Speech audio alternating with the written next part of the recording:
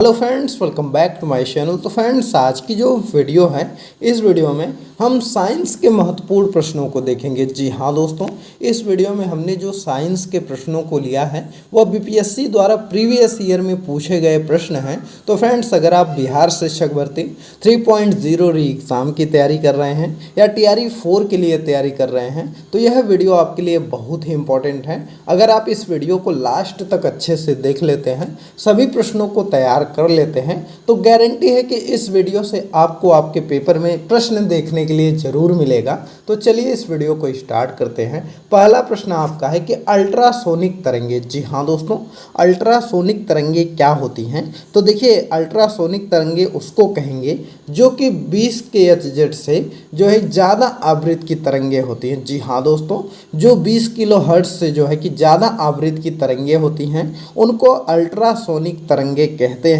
तो इसको आप याद रखिएगा। जो यह अल्ट्रासोनिक तरंगे है यह मनुष्य, सामान्य मनुष्य नहीं सुन सकता, परंतु कुछ जानवर जैसे कुत्ता हो गया, बिल्ली हो गया, चमगादड़ हो गया, यह सब सुन सकते हैं। इसे जो है कि गाल्टन की सीटी के द्वारा जो है उत्पन्न किया जा सकता है। तो इसको आप याद रखेंगे। अल्ट्रासोनिक तरंगे उसको कहेंगे जो 20 किलोहर्ट्ज़ से ज़्यादा आवृत्ति की होती हैं। तो इसको याद रखिएगा। अगला प्रश्न आपका है कि एक संवाहक के तापक्रम के परिवर्तन के कारण इनमें विभव परिवर्तन होता है, इस घटना को कहते हैं। तो प्रश्न पूछा गया है कि एक संवाहक के तापक्रम परिवर्तन के कारण इनमें विभव का परिवर्तन होता है, इस घटना को हम क्या कहेंगे? तो इस घटना को देखिए, इस घटना के बारे में अगर हम बात करें तो उसको हम थॉम्सन प्रभाव कहते हैं। जी हाँ दोस्तों, उसको क्या कहा जाता है? थॉम्सन प्रभाव कहा जाता है। इसमें जो है कि जब किसी संवाहक के दोनों सिरों को अलग अलग तापमान पर रखा जाता है तो इसके मध्य में विद्युत धारा अगर प्रवाहित होने पर जो है संवाहक की लंबाई के साथ साथ ऊष्मा के विकास या अवशोषण की घटना जब होती है तो उसी को थॉम्सन प्रभाव बोला जाता है।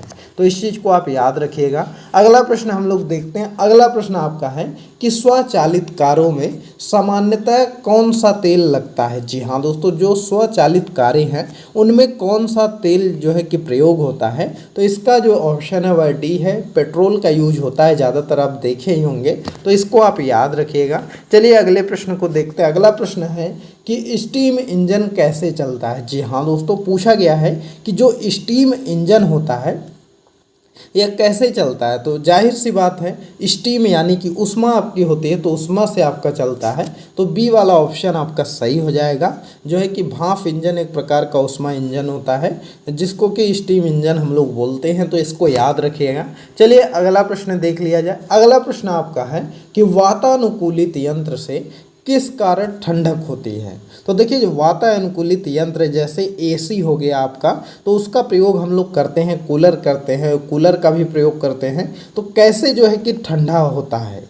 तो देखिए, इसका जो आपका आंसर है वह है गैस को दबाने एवं मुक्त करने से। जी हाँ दोस्तों, AC में भी आपका गैस यूज होती है जिसको कि कंप्रेस करके गैस को छोड़ी जाती है जिससे कि वह कमरे के तापमान को कम कर देता है। फ्रिज में भी आपका जो है कि गैस ही यूज होती है। तो इसको याद रखेंगे। सामान्यतः जो है कि वातावरण को वातानुकूलन यंत्र से जो है हम जब ठंडा करते हैं तो उसमें गैस का प्रयोग करते हैं। चलिए अगला प्रश्न देखते हैं। अगला प्रश्न आपका दिया गया है कि विंडो या घरेलू क्लीनर या परफ्यूम स्प्रेयर के रूप में इस्तेमाल की जाने वाली स्प्रे बोतल निम्नलिखित में से किस पर काम करती हैं?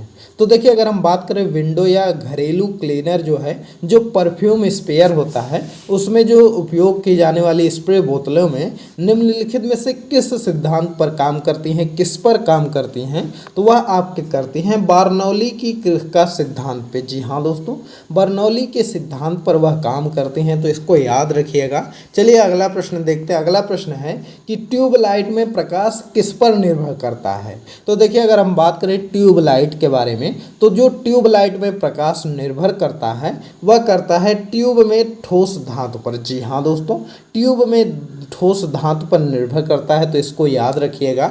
अगला प्रश्न देखा जाए दोस्तों, यह वीडियो आपको कैसी लग रही कमेंट करके बताइए। और सबसे इम्पॉर्टेंट है कि अगर आप इसका PDF वगैरह पाना चाहते हैं तो हमको टेलीग्राम चैनल पर फॉलो कर सकते हैं। टेलीग्राम चैनल का लिंक इस वीडियो के डिस्क्रिप्शन में दिया गया है, वहाँ से जा करके हमको ज़रूर फॉलो कर लीजिए। चलिए अगला प्रश्न देखते हैं। अगला प्रश्न है, पंखे की रफ्तार किस पर निर्भर करती है? जी हाँ दोस्तों, पूछा गया है कि जो पंखे की रफ्तार होती है यह किस पर निर्भर करती है? तो यह आपका जो निर्भर करती है वह है वोल्टेज। जी हाँ दोस्तों, कभी कभी आप देखे होंगे लोग कहते हैं कि वोल्टेज कम है इस वजह से जो पंखा है वह धीरे चल रहा है, कभी कभी कहते हैं वोल्टेज बहुत ज़्यादा है इस वजह से पंखा बहुत तेज़ चल रहा है। तो पंखे की जो रफ्तार है वह वोल्टेज पर आपकी निर्भर करती है, इसको याद रखिएगा। अगला प्रश्न है कि विद्युत चुंबक का कोर बनाने के लिए सामान्यतः उपयोग की जाने वाली सामग्री है। जी हाँ दोस्तों, विद्युत चुंबक का कोर बनाने के लिए सामान्यतः जो उपयोग की जाने वाली सामग्री है वह क्या है? वह नरम लोहा का हम लोग प्रयोग करते हैं, तो इसको याद रखिएगा। अगला प्रश्न आपका दिया गया है कि आधुनिक टेलीफोन उपयोग करता है। तो देखिए आधुनिक टेलीफोन में जो उपयोग है वह क्या उपयोग होता है? तो रेडियो तरंगों का उसमें उपयोग होता है, इसको आप याद रखिएगा। जो है कि रेडियो तरंगों का आधुनिक टेलीफोन में उपयोग किया जाता है, तो इसको बहुत इंपॉर्टेंट प्रश्न है और याद रखिएगा। तो दोस्तों यह 10 प्रश्न आपके जो है कि फिजिक्स के हो गए। अब इसके आगे हम 10 प्रश्न जो है वह केमिस्ट्री के देखेंगे। तो चलिए देखते हैं केमिस्ट्री के प्रश्नों को। तो आपका प्रश्न है कि निम्न में से कौन से पीतल के घटक हैं? जी हाँ दोस्तों, पूछा गया है कि इनमें से कौन सा जो है कि पीतल का घटक है। तो देखिए अगर हम इसमें बात करें पीतल के घटक के बारे में, तो पीतल में क्या क्या आपका होता है? जस्ता और तांबा होता है। तो ए वाला आपका ऑप्शन सही होगा। जस्ता और तांबा जो है कि पीतल में होता है। जस्ता जो है वह एक भाग होता है और तांबा जो है वह 2 भाग होता है, तो इसको याद रखिएगा। चलिए अगला प्रश्न देखा जाए। अगला प्रश्न आपका है कि जस्ते से एक बर्तन पर विद्युत लेपन की विधि। जी हाँ दोस्तों, जस्ते से अगर किसी बर्तन पर विद्युत लेपन की विधि में क्या होता है? तो देखिए इसका जो सही आंसर है वह है कि बर्तन को ऋण ध्रुव और शुद्ध जस्ते को धन ध्रुव बनाया जाता है। जी हाँ दोस्तों, बर्तन को ऋण ध्रुव और शुद्ध जस्ते को जो है वह धन ध्रुव बनाया जाता है, तो इसको याद रखिएगा। अगला प्रश्न आपका है कि जंग लगे लोहे के वजन में निम्नलिखित में से कौन सा परिवर्तन होता है? तो देखिए जंग लगे लोहे के वजन में क्या होता है कि यह जो है कि वजन क्या होता है कि अगर किसी लोहे में जंग लगा है तो पहले उसका वजन बढ़ता है और फिर घटता है। जी हाँ दोस्तों, अगर किसी लोहे में जंग लगा है तो पहले तो उसका वजन बढ़ेगा, लेकिन फिर बाद में धीरे धीरे वह घट जाएगा, तो इसको आप याद रखिएगा। बहुत ही इंपॉर्टेंट प्रश्न है और यह प्रश्न आपका एग्जाम में भी आया था। अगला प्रश्न है स्टेनलेस स्टील एक मिश्र धातु है। तो देखिए अगर हम बात करें स्टेनलेस स्टील जो है वह किसकी मिश्र धातु होती है? आप कमेंट करके बताइए कि जो स्टेनलेस स्टील है वह किसकी मिश्र धातु है।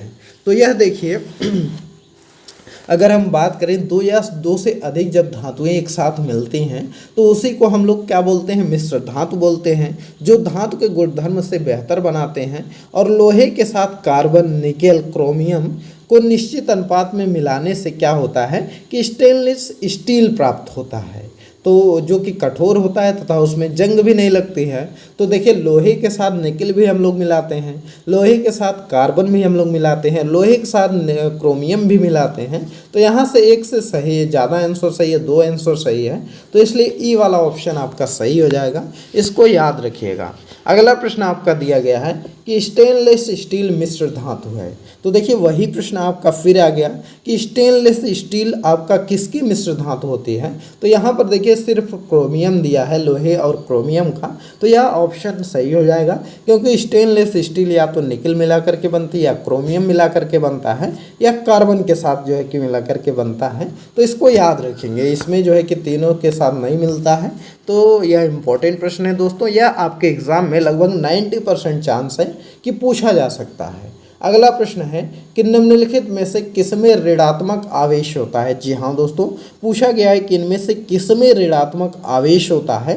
तो देखिए अगर हम ऋणात्मक आवेश की बात करें तो वह बीटा किरण में आपका ऋणात्मक आवेश होता है। जी हाँ दोस्तों, बीटा किरण में जो है वह आपका ऋणात्मक आवेश होता है। अगला प्रश्न आपका दिया गया है कि निम्नलिखित में से कौन सा इलेक्ट्रॉनिक संरूपण धातु तत्वों के होता है। तो पूछा गया है कि इनमें से कौन सा इलेक्ट्रॉनिक संरूपण धातु तत्वों के लिए होता है। तो देखिए इलेक्ट्रॉनिक संरूपण धातु किसको कहते हैं, जो क्षारीय मृदा धातुएं होती हैं, जिसका कि क्या होता है, जिसके लास्ट में 228 हो, 2882 हो, उसी को हम लोग क्या बोलेंगे, तो उसी को हम लोग संरूपण क्षारीय मृदा धातु बोलेंगे। तो इसको आप डी वाला ऑप्शन मार सकते हैं। जो क्षारीय मृदा धातुएं होती हैं वही जो है कि यह काम करती हैं इलेक्ट्रॉनिक संरूपण का। तो इसको याद रखिएगा। अगला प्रश्न है कि CO समूह का आबंधन क्रम है। जी हाँ दोस्तों, CO समूह का आबंध क्रम क्या है, तो देखिए इसका जो आंसर आपका सही होगा वह 3 हो जाएगा। जी हाँ दोस्तों, CO समूह का आबंध जो क्रम है वह 3 है। तो इसको याद रखिएगा। अगला प्रश्न हम लोग देखते हैं। अगला प्रश्न है कि जिस तत्व के परमाणु में 2 प्रोटॉन, 2 न्यूट्रॉन और 2 इलेक्ट्रॉन हो, उस तत्व की द्रव्यमान संख्या कितनी होगी। जी हाँ दोस्तों, पूछा गया है कि जिसमें 2 प्रोटॉन, 2 न्यूट्रॉन और 2 इलेक्ट्रॉन हो तो उसकी द्रव्यमान संख्या कैसे होगी। तो द्रव्यमान संख्या निकालने के लिए प्रोटॉन और न्यूट्रॉन को जोड़ते हैं, तो 2 प्रोटॉन हो गया और 2 न्यूट्रॉन हो गया, तो इसकी कितना हो जाएगा, 2 2 जुड़ जाएगा, 4 जो है कि इसका द्रव्यमान संख्या हो जाएगी। तो इसको याद रखिएगा, इंपॉर्टेंट है। अगले प्रश्न को देख लिया जाए। अगला प्रश्न आपका है कि सल्फर हेक्साफ्लोराइड अणु जो है वह आकार कैसा, कौन सा होता है। तो देखिए अगर हम बात करें सल्फर हेक्साक्लोराइड अणु का जो आकार होता है वह अष्टफलकीय होता है। जी हाँ दोस्तों, कैसा होता है आपका, तो अष्टफलकीय इसका आकार होता है। इसको याद रखिएगा, इंपॉर्टेंट है। तो चलिए दोस्तों इसके आगे के प्रश्नों को अब देखते हैं। तो 21वां प्रश्न जो आपका है वह आपका बायोलॉजी का प्रश्न है। यहाँ से आपका बायोलॉजी स्टार्ट हो गया। तो चलिए इसको देखते हैं। तो किस वैज्ञानिक चिकित्सक ने पहली बार टीकाकरण की शुरुआत की। जी हाँ दोस्तों, मोस्ट इंपॉर्टेंट प्रश्न है कि किस वैज्ञानिक चिकित्सक ने जो है वह पहली बार टीकाकरण की शुरुआत की थी। तो एडवर्ड जेनर ने जो है पहली बार जो है कि टीकाकरण की शुरुआत की थी। तो इसको याद रखिएगा। अगला प्रश्न है बायोडिग्रेडेबल अपशिष्ट को आमतौर पर किसकी मदद से उपयोगी पदार्थ में बदला जा सकता है। जी हाँ दोस्तों, पूछा गया है जो बायोडिग्रेडेबल अपशिष्ट को आमतौर पर किसकी मदद से जो है कि उपयोगी पदार्थ में बदला जा सकता है। तो यह आपका बदला जा सकता है बैक्टीरिया से। जी हाँ दोस्तों, ए वाला ऑप्शन आपका सही हो जाएगा। चलिए अगला प्रश्न देखते हैं। अगला प्रश्न आपका है कणीय तत्व क्या है। जी हाँ दोस्तों, कणीय तत्व के बारे में पूछा गया है। तो देखिए अगर हम बात करें कणीय तत्व आपका क्या होता है, तो वह आपका है वायु प्रदूषक। जी हाँ दोस्तों, वायु प्रदूषक को हम लोग कणीय तत्व बोलते हैं। इसको याद रखिएगा। अगला प्रश्न आपका दिया गया है कि संवहनी पौधे में पानी ऊपर किससे जाता है। तो पूछा गया है जो संवहनी पौधा होता है उसमें पानी ऊपर कैसे जाता है। तो वह जाइलम टिश्यू द्वारा जो है कि पानी ऊपर जाता है। जैसे जाइलम और जैसे जल होता है। तो इस तरह से आप याद कर सकते हैं। चलिए अगला प्रश्न हम लोग देखते हैं। अगला प्रश्न है कि सेल्सियस स्केल पर मानव शरीर का सामान्य तापमान होता है। तो देखिए सेल्सियस स्केल पर अगर हम बात करें मानव शरीर का जो सामान्य तापमान होता है वह कितना होता है, तो वह आपका होता है 36.9 सेल्सियस। जी हाँ दोस्तों, 36.9 सेल्सियस तापमान होता है। इसको याद रखिएगा। वहीं फ़ारेनहाइट पर 98.54 फ़ारेनहाइट होता है। तो इसको याद रखेंगे। चलिए अगला प्रश्न देखते हैं। अगला प्रश्न है कि सर्वदाता वर्ग में के रक्तदाता का रक्त ग्रुप कैसा होता है। तो पूछा गया है जो सर्वदाता है उसका रक्त ग्रुप कैसा होता है, तो वह होता है आपका ओ। जी हाँ दोस्तों, ओ को जो है कि हम लोग सर्वदाता कहते हैं। वहीं पर ए बी को हम लोग जो है कि सर्वग्राही ग्रुप कहते हैं। तो इसको याद रखिएगा। अगला प्रश्न है सार्वभौमिक स्वीकार रक्त समूह है। वही चीज़ पूछ लिया गया है, कौन सा रक्त जो समूह जो है कि सर्वग्राही है। तो ए बी जो है आपका सर्वग्राही रक्त समूह है। तो इसको याद रखेंगे। चलिए दोस्तों अगले प्रश्न को देखते हैं। अगला प्रश्न हम लोगों का है कि हड्डियों की पढ़ाई विज्ञान की किस शाखा के अंतर्गत होती है। जी हाँ दोस्तों, जो हड्डियों की पढ़ाई है वह विज्ञान की किस शाखा के अंतर्गत होती है। तो वह आपका है ऑस्टियोलॉजी। जी हाँ दोस्तों, ऑस्टियोलॉजी के अंतर्गत होती है, तो इसको याद रखिएगा। अगला प्रश्न है कि मानव शरीर में निम्नलिखित में से कौन सी ग्रंथि जोड़े के रूप में मौजूद होती है। तो देखिए, बात करें अगर मानव शरीर में कौन सी ग्रंथि जो है कि जोड़े के रूप में मौजूद होती है, तो वह होती है अधिवृक्क। तो इसको आप याद रखिएगा, अधिवृक्क में जो है कि ग्रंथि जोड़े के रूप में मौजूद होती है, तो इसको याद रखेंगे। अगला प्रश्न आपका है कशेरुकी रज्जु में कितनी जोड़ी तंत्रिकाएं निकलती हैं। जी हाँ दोस्तों, पूछा गया है कि जो कशेरुकी रज्जु है उसमें कितनी जोड़ी तंत्रिकाएं निकलती हैं, तो वह आपका जो निकलती हैं वह है 31 जोड़ी। तो इसको याद रखिएगा, कशेरुकी रज्जु में 31 जोड़ी कोशिकाएं तंत्रिकाएं निकलती हैं, तो यह इम्पॉर्टेंट है। तो दोस्तों यह टॉप 30 क्वेश्चन हो गए जो कि साइंस के आपके प्रश्न थे, और यह सभी प्रश्न आपके एग्ज़ाम ओरिएंटेड प्रश्न हैं। आप इनको अच्छे से पढ़ लीजिएगा, क्योंकि अगर आप इन सभी प्रश्नों को तैयार कर लेते हैं तो ज़रूर इस वीडियो से आपको प्रश्न देखने के लिए मिलेगा। और फ्रेंड्स, अभी तक हमने जितने भी साइंस के 8 या 10 पार्ट अपलोड किए हैं सभी को आप देख जाइएगा, आपको चैनल पर प्लेलिस्ट मिल जाएगी। अगर आप सबको पढ़ लेते हैं, सब क्वेश्चन को तैयार कर लेते हैं, तो गारंटी है कि एक भी प्रश्न आपका बाहर से नहीं आएगा। इन्हीं सब प्रश्नों में से आपसे पूछ लिया जाएगा, तो ज़्यादा टाइम आपको नहीं लगेगा, मुश्किल से 3 घंटे या 4 घंटे का समय लगेगा, और सब वीडियो आप देख जाएंगे। तो आप उसको अच्छे से पढ़ लीजिए। तो चलिए इस वीडियो को स्टॉप करते हैं। आई होप कि यह वीडियो आपको पसंद आई होगी। अगर यह वीडियो आपको पसंद आई हो तो इस वीडियो को लाइक करिए, ज़्यादा से ज़्यादा शेयर करिए, और चैनल पर नए हैं तो चैनल को ज़रूर सब्सक्राइब करिए। चलिए मिलते हैं अगले एक नई वीडियो में एक नए टॉपिक के साथ। तब तक के लिए बाय बाय।